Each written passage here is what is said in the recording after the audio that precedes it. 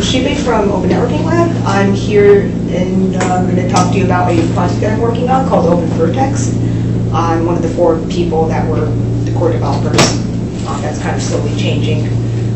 So what is OpenVirteX? It's basically a network virtualization platform that uses OpenFlow to let operators of networks provide other operators who we'll refer to as tenants virtual OpenFlow networks. So when I say that, it means that a tenant can request from a network operator, hey, I want this kind of network with this topology, I want to control it in this way. And the operator providing the network infrastructure will be able to just kind of present that to them. And even though it's a virtual network, the tenant will be none the wiser. Hopefully that kind of will make sense after I give a quick primer. So I'm not sure how many people here know about what SDN is. This guy knows, so we're going. So great. So SDN stands for Software Defined Networking. It's basically a mode of network control management configuration that creates a central controller, what it's called, that can be used by an operator to configure a network. Why that is significant is if you kind of think of what a traditional network looks like. The traditional network on the left, you have like a bunch of blue boxes. Those are switches or routers. I'm just going to call them switches because they're essentially basically similar things. They push traffic around. The yellow boxes represent the local points of control and management on each of those boxes, and that's what would actually implement the network protocols and say management interfaces like GUIs or command line interfaces to these machines. So what that implies is if you have, say, 20 switches in your network, you'll have to either log into each and every single one of them and configure them one by one. And so you might have like a billion command lines open, or you might be able to write a script, but keep in mind, a lot of these boxes, depending on which vendor or even make and model, will have different syntaxes and methods for configuring them. So even scripts will kind of become these large, bulky things that are very error prone. So if you can kind of take all the yellow boxes that are found in each of these blue boxes and stick it into a program that can run on, say, a server or a cluster, you have the controller.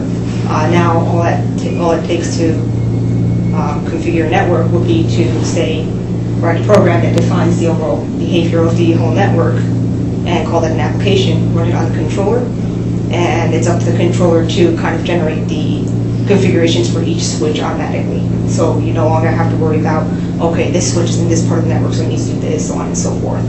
So that greatly simplifies how you can control your network. So how does it actually do that? It basically kind of assumes that all of these switches, despite having different makes, models, approaches to configuration, basically use a similar type of way to define how it behaves. So a switch would have this thing called a flow table, which is basically a list of if it matches this kind of packet header on this piece of network traffic packet, do this to it. So it's kind of like a much more sophisticated, maybe not sophisticated, but a more feature-rich firewall. Rule for matching this IP, do this to it, forward it out of all the ports, drop the packet, rewrite the packet headers so it has a different IP address in it. And these flow tables are basically just kind of like lists. And it also turns out that these flow tables also have very similar interfaces across all of these makes and models. So now, if you want to implement this SDN model of management, you can kind of just stick a uniform interface onto it, have a protocol that lets a controller kind of connect to the switch and vice versa, and start passing the control packets between this channel. We'll call that a controller channel. And what that basically does is the switch can send up network events like, I received this packet, I don't know what to do with it. And the controller can respond back with, okay, you need to flood it out of port X and push down flow modification messages, which are basically instructions directly written into the flow tables. And an example that I'm going to mention is called the OpenFlow protocol. It's developed by Stanford. It's this open specification. And that's just the specs for the format of these messages for one example. So one of the takeaways from SDN is that now, if you kind of look at the network as a piece of hardware like a PC, you now have this controller, which is an operating system that runs on this hardware, which is actually a collection of switches and routers. But now you can kind of actually call it an OS, and in fact, some people do. Some people will refer to a network OS or a NOS, and that actually means an SDN controller. And also, kind of drawing from the analogy further, now you have these routing algorithms, which are actually applications on a controller, like processes running on a machine. And you also have this single interface onto this otherwise highly distributed, potentially complicated, messy collection of nodes. So now you can also start asking, okay, if this is an OS, and these are just modes of configuration for the network, what if multiple tenants want to control the same network? And we want to ask this question because, well, there's this thing called multi-tenancy. You'll have one infrastructure, some overarching operator, and they will have multiple customer operators or tenants that would want to kind of have their own services for their own set of user bases or hosts. And that kind of is a pretty common thing nowadays. So the usual answer to multi-tenancy would be network virtualization. If it's done properly, it will allow tenants to basically kind of share all the network resources that are available, like bandwidth, throughput, switch CPU, traffic, like links and everything, and kind of just share that amongst themselves without stepping on each other's toes. Because each guy is basically confined to their own set of network resources, you also have security because the host will only have so much bandwidth or so much bigger resource to work with. And finally, because you no longer have to worry about what the physical infrastructure is doing itself, so the physical infrastructure is basically the network. A tenant can start to say, I don't care about how everything's connected, just give me this, this blob, this big virtual switch that just connects all my hosts and that's all. Or another person can say, I want, very resilient links, so you can have one virtual link mapped to multiple physical links, and just in case one physical link underneath it dies, you still have all these other backup links, so you can have resiliency and do all those kinds of neat tricks. And so now I'm kind of just going back and forth here, but if you have this new mode of management, how would you do that with SDN? So one way to approach network virtualization would be to implement one of the classic normal methods on a controller as an application. So that might mean have this module or this application that writes down, different VLAN tags onto the traffic, or if you're a data center, you might say, I want to tunnel traffic between two endpoints. So you might say, do something like VXLAN. Or another way to approach this would be to go back and say, hey, the controller is just an OS. Why don't I kind of just draw analogies from, VirtualBox or QEMU or something that's used to virtualize VMs now, and kind of create a network hypervisor. And now you can start saying, okay, instead of CPU and disk and network stack, you have like bandwidth topology, switch flow tables, and instead of VMs with like regular operating systems, you'll have like network operating systems, and in between is the hypervisor.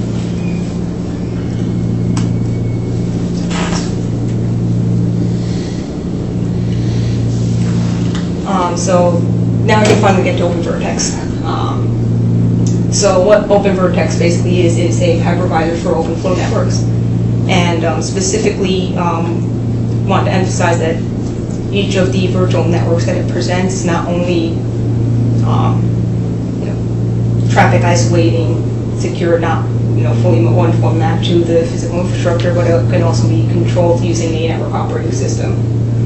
So a tenant can be like, okay, I want to use this controller, I have these apps, I have this topology in mind, and present that to someone whose network is virtualized by OpenVirteX, and just kind of receive back this virtual network that's programmable. So how it actually does this is, I'm not sure how many people are familiar with FlowVisor, but it's basically this transparent proxy that sits between the control channel, between the tenant's network OSes and the physical infrastructure. And it kind of silently overwrites packets as it sees them. So it basically has these OpenFlow interfaces northwards and southwards. So from the OpenFlow network's perspective, it looks like just one single controller. But from each of the tenants' network OSes, it looks like any other network topology that supports OpenFlow. And it so happens that these virtual networks have the topology that they want. And we'll call these virtual networks vSDNs, or virtual software-defined networks. So if we take a look at the blue box and kind of just open it up, it's kind of a busy diagram, so I can kind of point it out. So there's 2 or 3 basic pieces to it. The southern half, which interacts with the network as a controller, the northern half, which kind of presents the virtual networks and behaves as networks to the tenants, and a map that kind of maps between the virtual and physical network representations that OpenVirteX stores. So network representations are basically collections of software networks, links, addresses, switches, and ports. And these maps are basically just pointer relationships, just a collection of maps. So that lets us actually do pretty neat things, like, say, if a tenant suddenly wants to add a few switches or reconfigure their network, all they have to do is make a few API calls and rewrite the map. So now you can actually change topologies real time. And if we look at how OpenVirteX kind of takes virtualization, it takes 2 different approaches. So one is topology virtualization, where tenants will be able to see the desired topology that they've kind of requested. That kind of takes advantage of how controllers, by de facto standard, take advantage of these LLVP packets, which I'll kind of go into. The second is addresses. So tenants might have their set of hosts. They'll have different IP addressing schemes, and they don't want to have to agree with other tenants, like, oh, I can't use this IP block. I'll have to use, 10.0.0.x versus 192.168. So they can use whatever addresses they want and not have to worry about stepping on other tenants' toes. And finally, there's message virtualization, which is the actual rewriting of the control channel messages that go to and from the tenants and networks. So I'll start with topology virtualization. So traditionally, a controller will, because it's not firmware directly running on the switch, will be unaware of what the links are between the switches.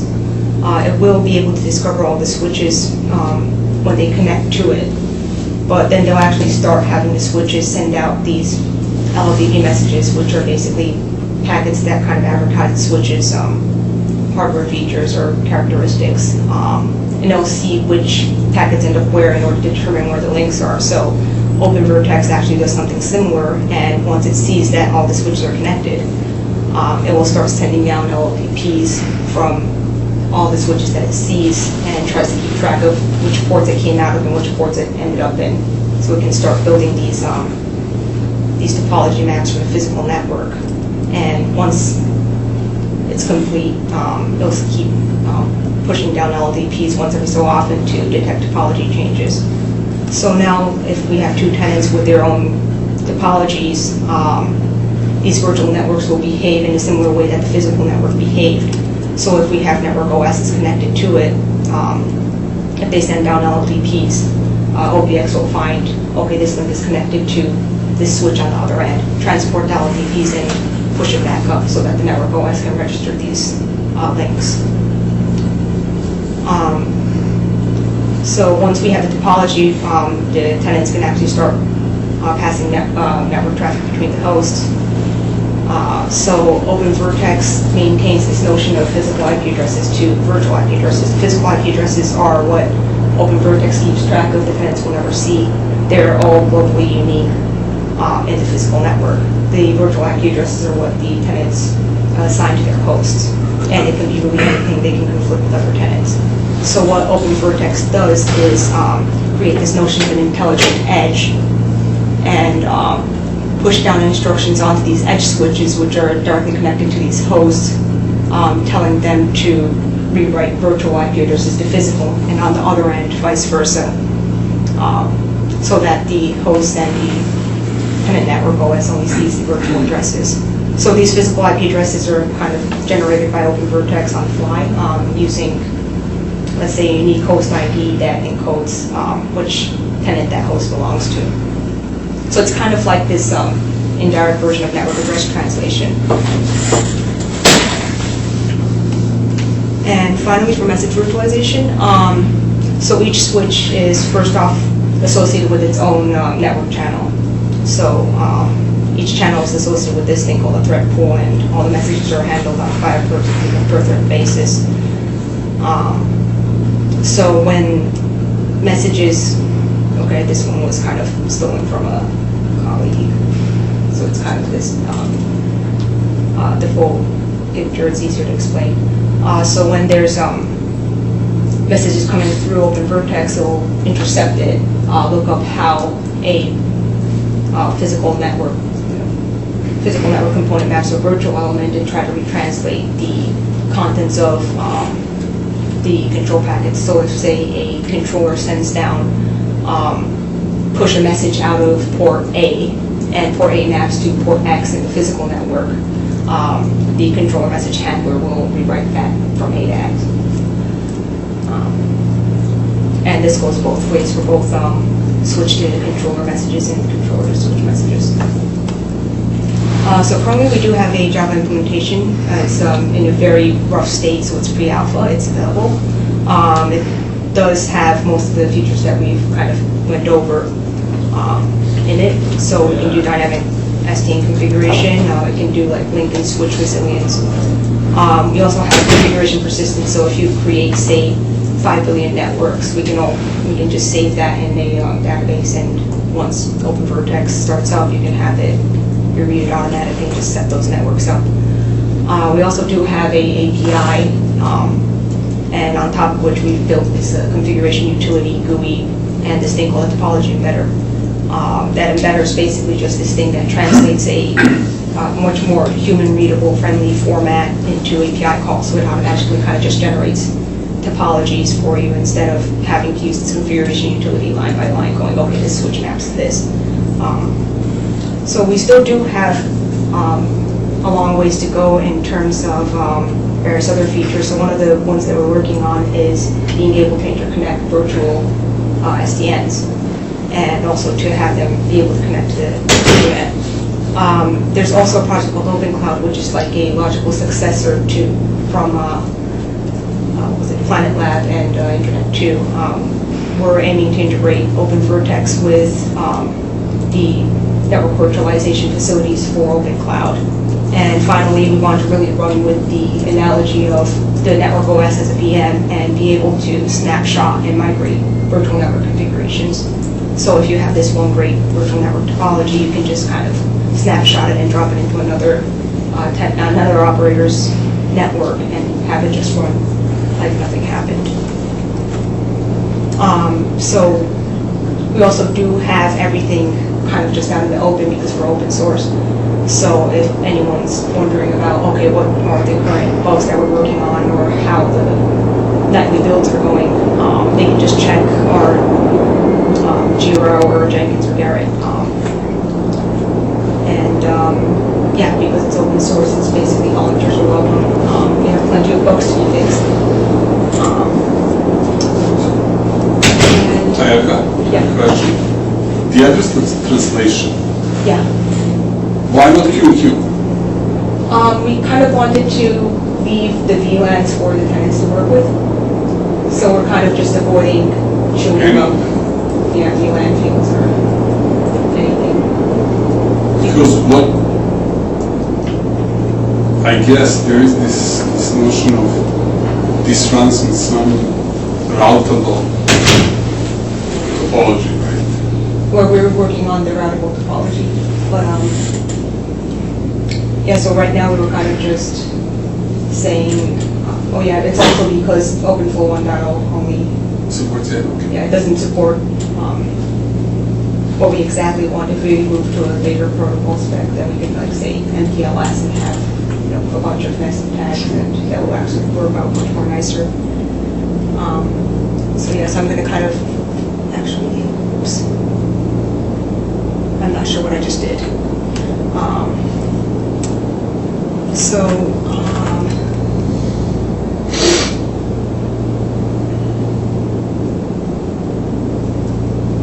we do actually have like, so if someone, say, wants to check out what kind of bugs we have, what we're working on, you can actually just kind of take a peek at it. Everything's out in the open. These are, recent changes that have been added by who broke what. And you can also see what our status is in terms of, software stability. Did it pass all the tests? Do I actually want to use the most recent one because it might be broken? So you can actually check on all these things because it's all public.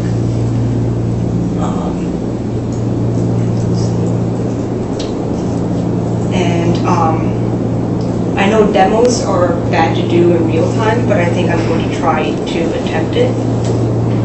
So this is going to be a very simple setup where I have two virtual networks on top of this emulated topology of 5 switches. One of the virtual networks is going to be this link of this chain of 3 switches. The other one's just going to be this big virtual switch that just encompasses the whole topology.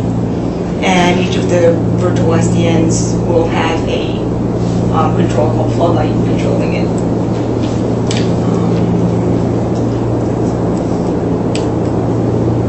So Mainnet is basically this network emulation tool that uses Linux containers to emulate topology. So I have this virtual machine over here that I'm going to start the controllers, and I'm going to start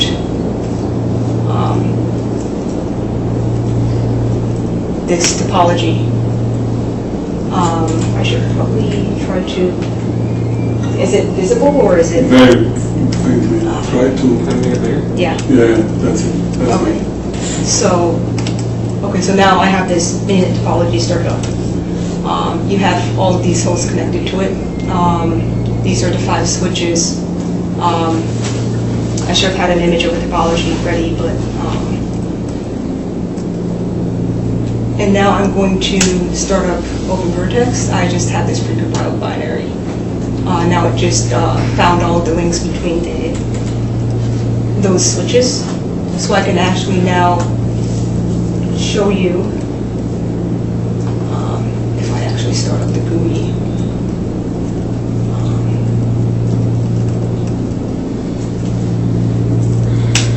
So this is just the web client for the GUI for OpenVirteX. So now if I go back to the browser, you should be able to see something like a topology. So this is the actual Mainnet topology in the physical network that it's discovered using LLDPs. Bear with me, this is still a very bleeding edge, not the neatest GUI, so you're going to see some pretty weird things with the topology for the virtual networks. So it's discovered the physical network. So now I can actually go ahead and start the virtual networks. So I have this pre-made script for it. I can kind of go over it if anyone's curious. So now it's kind of writing in these commands using this configuration utility. So yeah, it's kind of being hairy right now, but so that's the big virtual switch that actually maps to all of these switches, and the other one is basically a chain, but it's not quite doing what it's supposed to. So now, in theory, so let me step back. So each of these networks, 1 and 2, are connected to a floodlight instance, and floodlight itself also has a GUI, so it's actually nicer to see the topology that the controller can see, and you can actually check that out if you point a browser to each of the controllers. So now if you check out the topology, you see that floodlight only sees the virtual topology that it's been given. I'll fire up the other GUI to the other controller instance. That one is 2001. Sorry, it's a bit hackish, but so now, as you see, it only sees one single switch. So now I can say ping between the different hosts, but only between the hosts that are on the virtual network. So for example, for one network, it's host H1 and H3 that are connected on the same virtual network, so you can ping between those two. The second network has hosts 2 and 4, and they can ping with each other. So now actually you should also be able to see that Floodlight also has notice that there's hosts connected to them, so now you see these hosts attached to the switches. Oops, sorry.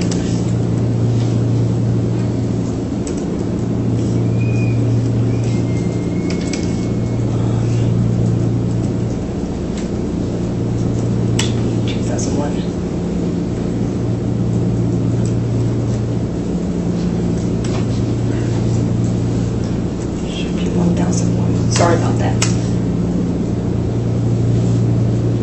Okay, so now this topology of 3 switches also has hosts. So now, if these virtual SDNs are actually isolated, you should be able to ping between the 2 sets of hosts on the 2 different virtual networks. So if I do actually ping from, say, host 2, which is on network 2, to host 1, which is on network 1, I should be able to ping, and that's actually the case. So that's kind of this short demo. There's also a video on the OpenVirteX page that actually goes into more features like link resilience.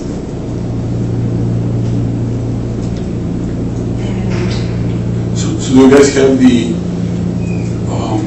resource reservation also built in, or is that sort of, I mean, in other words, how do you partition the links? Oh, like with the QoS or queues.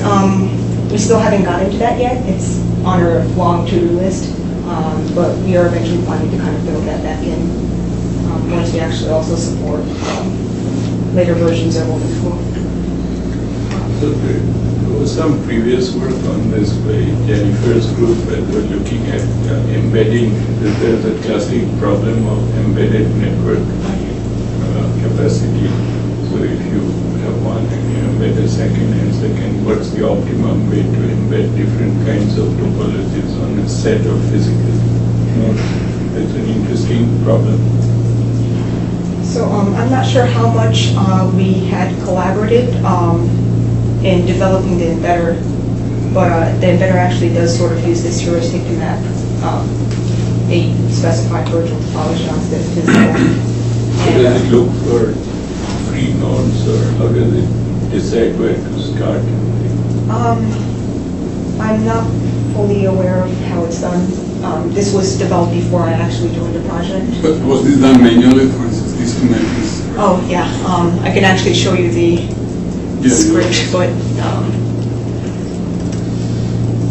yeah, this is actually right now very much manual, saying, okay, create this switch on top of this physical switch, so on and so forth, create ports, but the embedder would actually just take a JSON file and just kind of spit out all of these.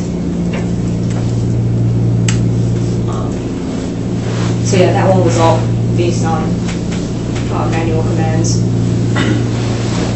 So I guess I'm very under time, but that was actually the end. Sure, no, that's okay. So what do you expect, when is this going to be production ready? Production. Whatever that means in open source community. So that's a oxymoron, right? In open source. So right now we're still very worried to even call it alpha, but once the Open Cloud project kind of gets more into full speed, which is in September, I think, we'll actually be pushing out something with it. So I think that's what we can actually call it production. So is the plan to use this for Open Cloud completely, or I mean, in other words, is it a condition for Open Cloud to come alive, or? It's Not quite, but it's something that would be really nice to have, because then we can kind of provide open flow networks, as opposed to just these, tunnel endpoints using whatever they were using. I forgot what it was, but basically it's really nice if we can get it, but it's not life or death if we don't. But You don't know what they're using now? right Or now, what they're planning to use? I think they are using Jerry Jerry, to tunnel most between. people are using Jerry. Yeah, that's. Ronnie's not, yeah. I think it just kind of ended up being that way. I'm not sure, but I've heard a few people using.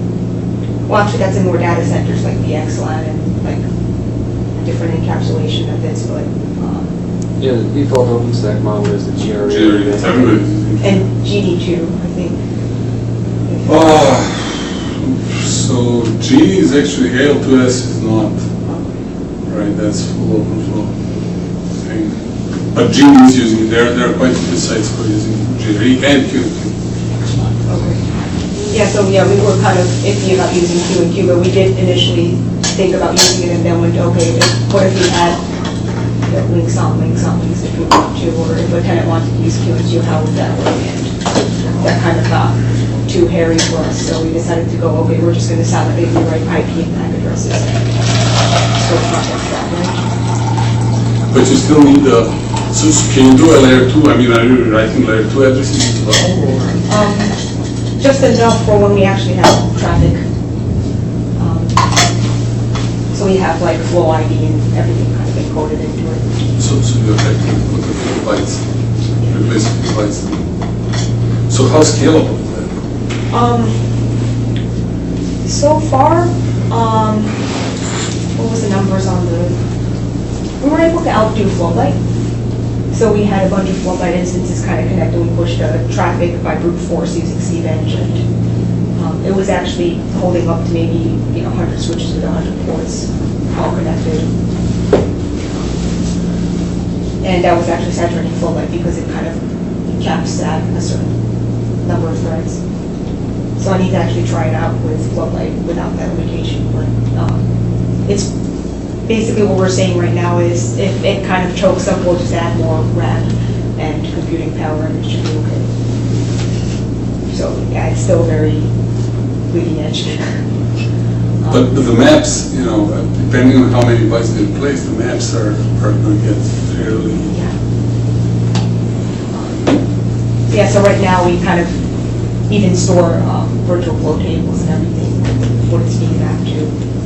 Then we kind of try to just cut down on the size by just trying to use like identifiers or hashes, but yeah, it can get pretty big. Yeah. I guess I'll have the